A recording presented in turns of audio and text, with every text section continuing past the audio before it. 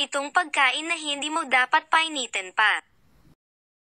Ang masarap na pagkain ay tiyak na may potensyal na magpalalaway sa iyo at karamihan sa mga pagkain ay mas masarap kapag inihain ng mainit.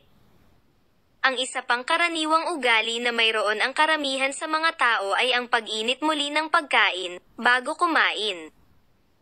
Ngunit naisip mo na ba na maaari itong maging isang lubhang hindi malusog na kasanayan? Oo, tama ang nabasa mo. Ito ang pinaka hindi malusog na kasanayan, lalo na pagdating sa ilang mga pagkain. Ang isang mabilis na listahan ng mga pagkain ay binanggit sa ibaba na hindi kailanman dapat painitin muli. 1. Mga kabute. Ang mga kabute ay maaaring mapahusay ang lasa ng anumang ulam at karaniwan na ang mga natira ay iniimbak sa isang tabi upang matikman sa susunod na araw.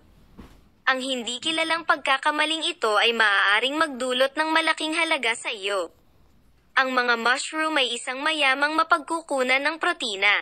Sa pag-init muli, ang ilan sa mga protina ay nalulunod, na hindi lamang nagbabago sa lasa ng pagkain ngunit gumagawa din ng ilang mga lason. Ang mga lason na ito ay maaaring humantong sa pagkasira ng tiyan at mga problema sa pagtunaw. Ang paulit-ulit na pagkain ng pinainit na kabute ay maaaring magresulta sa mga problema sa puso. 2. Manok. Ang pagkakaroon ng manok sa listahang ito ay maaaring napakasakit dahil maraming tao ang gumagamit ng nilutong manok sa loob ng 2 hanggang 3 araw. Muli, ang manok ay isa pang mahusay na pinagmumulan ng protina at ang pag-init nito ay magbubunga ng mga lason na maaaring magresulta sa mga komplikasyon sa kalusugan tulad ng mga problema sa pagtunaw. Kung gusto mong manatiling malusog, iwasang painitin muli ang nilutong manok. 3. Celery at spinach. Ang spinach at celery ay parehong karaniwang ginagamit sa mga sopas at mayaman sa nitrates.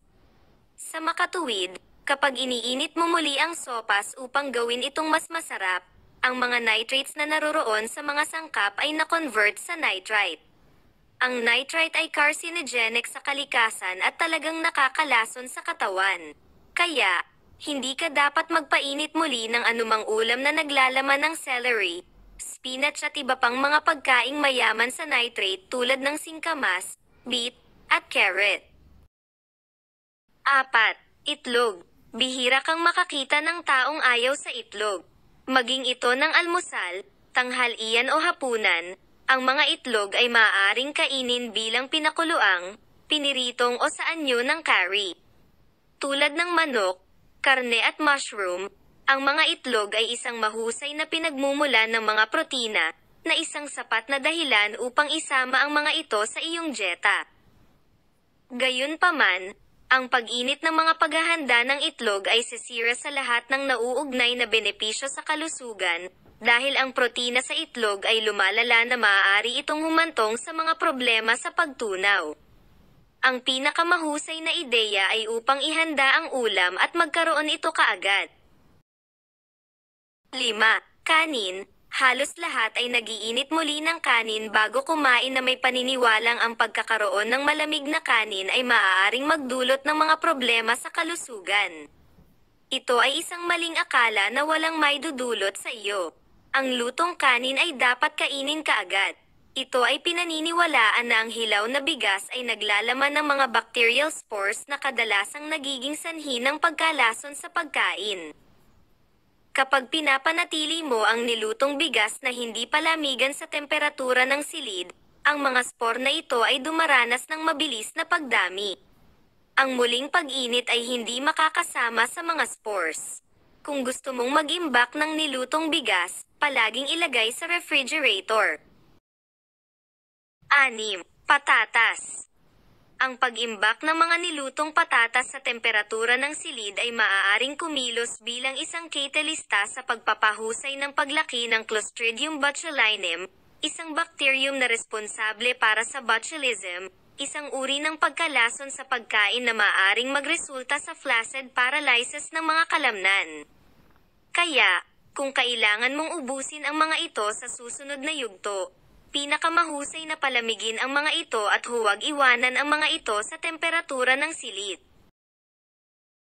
7. Langis. Ang ilang mga langis tulad ng avocado, grape seeds, walnut at hazelnut ay maaaring mabaho na may hindi kanais-nais na lasa kapag pinainit muli, dahil ang mga ito ay may mababang usok.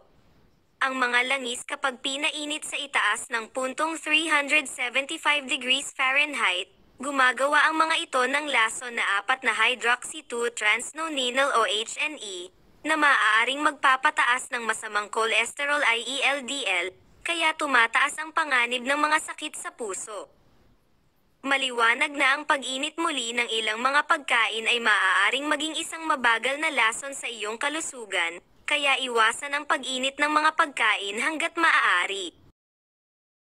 Disclaimer: ang nilalamang ito kasama ang payo ay nagbibigay lamang ng generic na impormasyon. Ito ay sa anumang paraan ay hindi isang kapalit para sa isang kwalipikadong medikal na opinyon. Palaging kumonsulta sa isang espesyalista o sa iyong sariling doktor para sa karagdagang impormasyon. Hindi inaangkin ng LCT ang responsibilidad para sa impormasyong ito.